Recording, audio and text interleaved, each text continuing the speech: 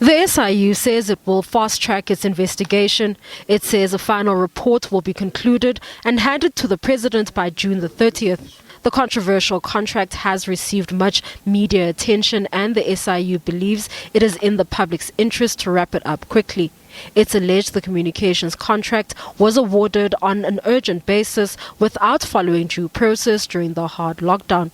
The SIU says the Emergency Procurement Act was abused during the early stages of COVID-19.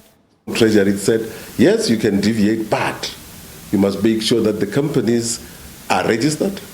You must make sure that the companies are on the CSD.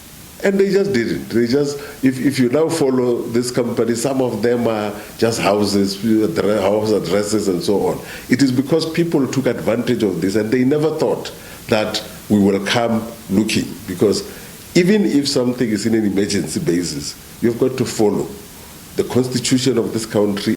According to the Public Management Finance Act, a bid must be competitive even in an emergency.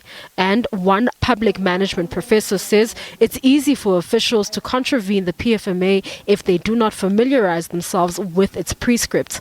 Health Minister Zweli Mkhize has denied any involvement in his department awarding his close associates and a former employee the contract. Professor Dedani says everyone should be on equal footing to ensure a fair procurement process. The procurement process must be open and transparent, and it must be the participants in the procurement should be all on equal footing. There shouldn't be people that is benefiting because they know people in government. So if you were a previous government official and you tender for projects equally with other people, I don't see that as a problem. But if you are in government and you've got friends and they tender and you are part of that process, it is totally unethical. It is unclear who owns the company that scored the 150 million rand contract.